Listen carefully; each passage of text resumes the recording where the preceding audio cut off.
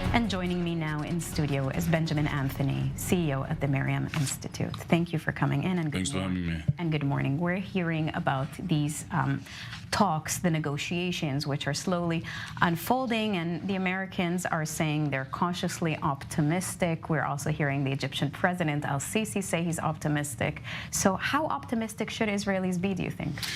Well, you know, one of the ways in which I think this should be framed is considering it through the prism of what I call the three R's, the three R's. So that is, you have Rafah, the issue of Rafah that you spoke about. Rafah is something that is very concerning to the Egyptians. They're worried about the movement of Gazans across the Rafah crossing into the Sinai Peninsula.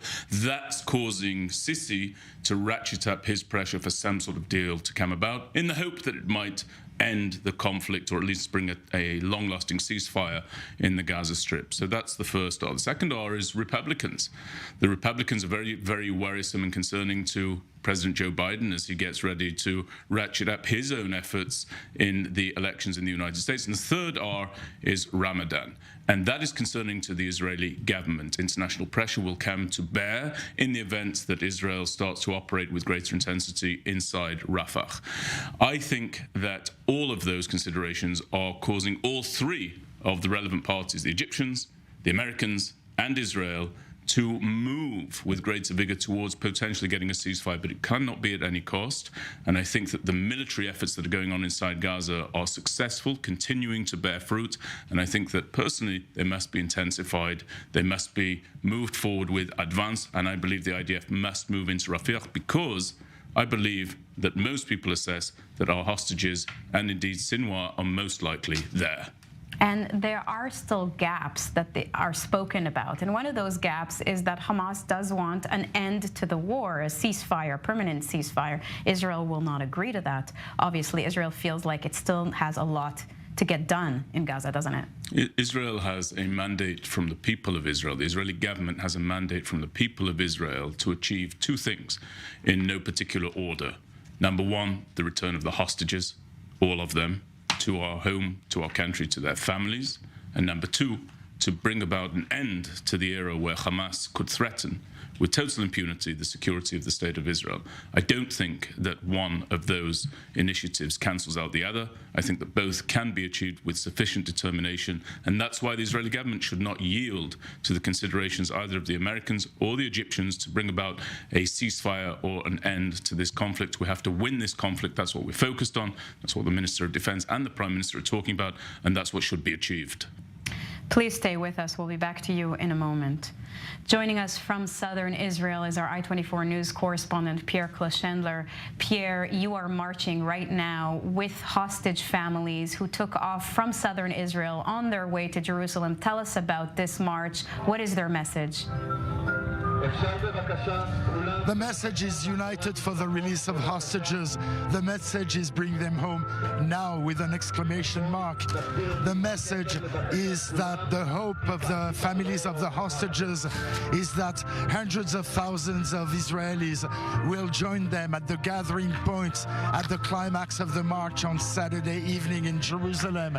And you have them here marching, holding posters of hostages. Aviv Ozon is showing you those people marching at the head of the cortege with their the pictures of the families of their dear ones that have been kidnapped. Ziv and Gali Bergman and Ohad Yahalomi and Eli and Yossi Sharabi, and all these people are still held hostages, and they don't mind that 40 hostages will be released at the first batch. They trust the government that they will do its maximum, its best to release all of them, but they want all of them to be released as soon as possible, because they say their condition is dire.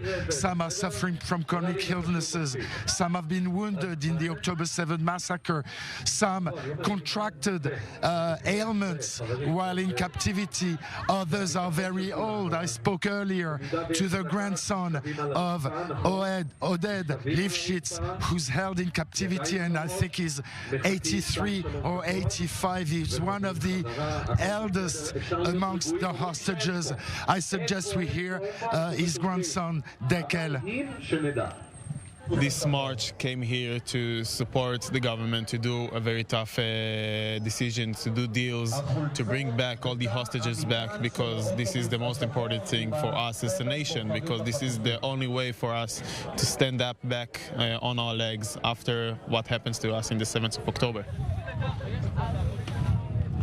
Right, and Dekel stresses he doesn't mind that Israelis, the Israeli public, is going back to their routine under the shadow of the war. He understands that people need some escapism, need to drink coffee in cafe houses, need to go out in pubs. But they say our march is in order to raise awareness amongst those people, not to forget the issue of the hostages. Sivan? Pierre, thank you very much for that update. We'll keep with you a bit later on. According to Syria's defense ministry, Israeli airstrikes targeted sites near Damascus overnight. The attack is seen as part of an escalating campaign against Iran-backed forces in the region. The ministry reported that most missiles were intercepted with limited damage. While the IDF did not comment, a large explosion was reported in the heavily fortified Saida Zainab neighborhood of Damascus, known for its major Shiite shrine. The area is believed to have a strong presence of Iran's Quds Force and its backed militias. The strikes come amid heightened tensions following recent escalating crossfire between Israel and Hezbollah. Since the war broke out on October 7th, Hezbollah has repeatedly fired from Lebanon at northern Israel, drawing retaliatory strikes that have significantly raised tensions along the border. And we're back in studio here with Benjamin Anthony. We are hearing about these strikes. This is certainly not the first time Israel allegedly attacked in Syria or around Damascus. What do we know about this specific strike? And do you believe that this will continue and keep escalating?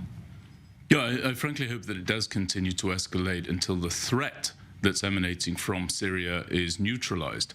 What you're seeing occur in this particular case is Israel signaling quite clearly that it has moved beyond the stage of targeting infrastructure, it's moved beyond the stage of targeting apparatus, it's now targeting individuals. We had just yesterday 2 individuals who were killed in a convoy on their way into Syria, 2 Hezbollah personnel that were there. And we also saw that a residence in Damascus was recently bombed that was believed to be a meeting place for members of the IRGC, that's the Iranian forces that are over there in Syria. And we have another problem that we have to turn back on itself, which is not spoken about very, very often, but ought to be, which is the ensconcing of the Iranians actually in the area close to the Israel-Syrian border.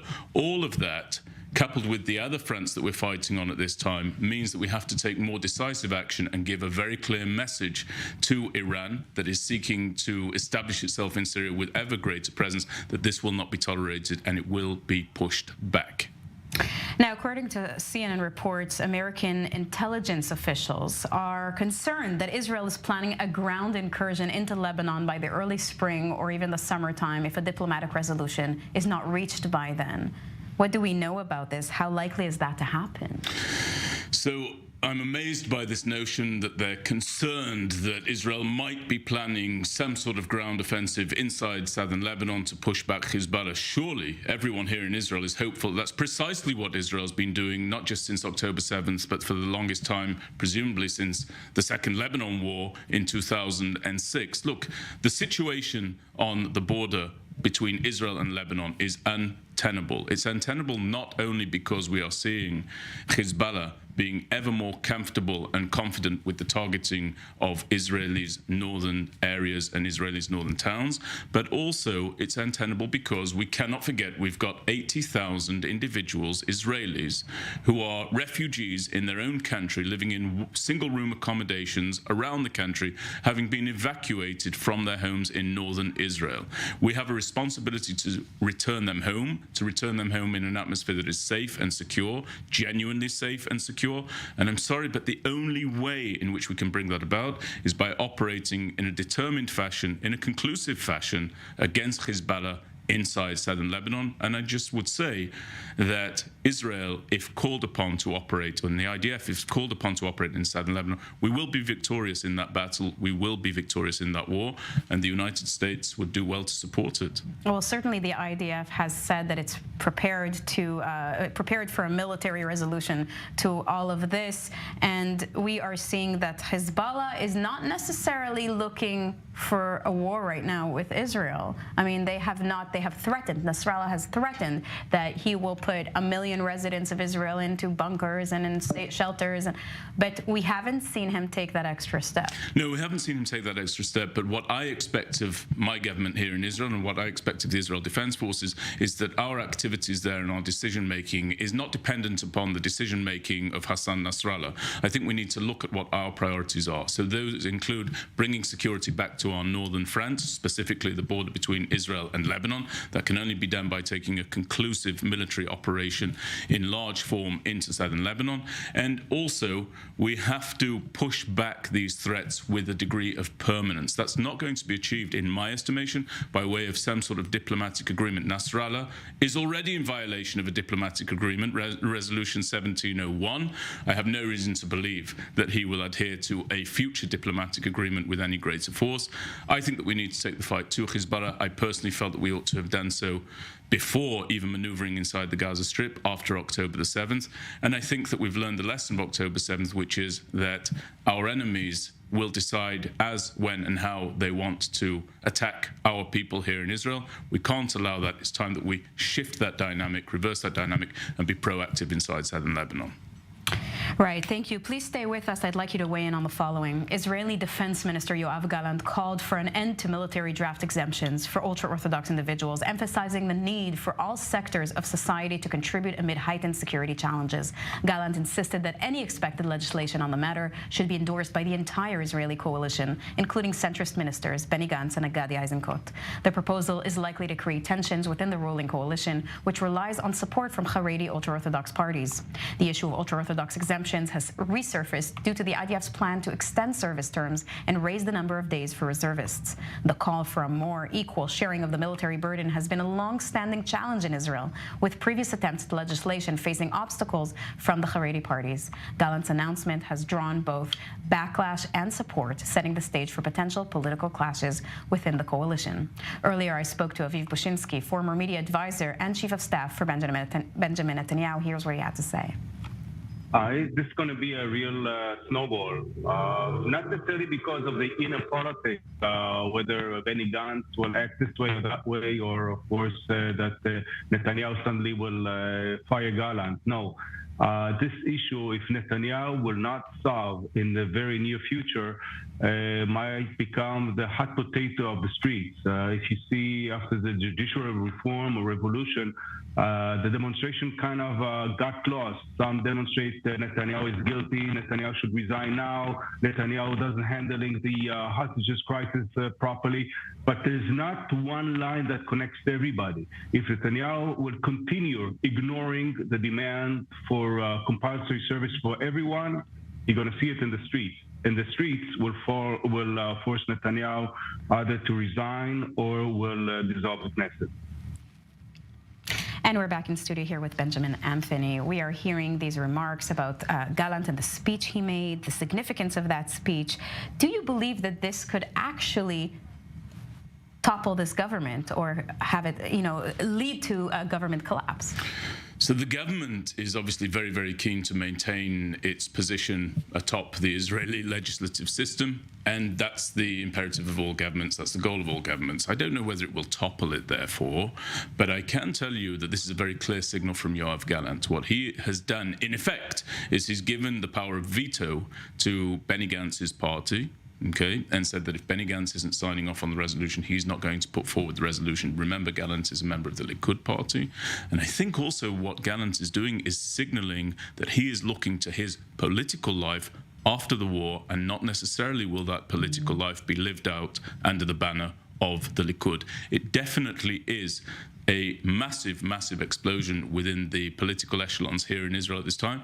But you know what? It's about time that this issue was tackled. We do need equality of service here in the States of Israel. How can we think of anything other than that post-October 7th, and in light of the massive, massive cost that participation in the war is extracting from our conscripts and our reservists, and indeed the home front writ large. So very positive that's been brought to the fore. And I just want to stress that having Haredi's ultra-Orthodox people join the force does not mean in combat units. It could be in any form, including national service. You're absolutely right. It could be combat, non-combat, or national service. I think what we want is equality of service, not necessarily fighting here in the States of Israel. Thank you very much, Benjamin Anthony. Thank you for having me.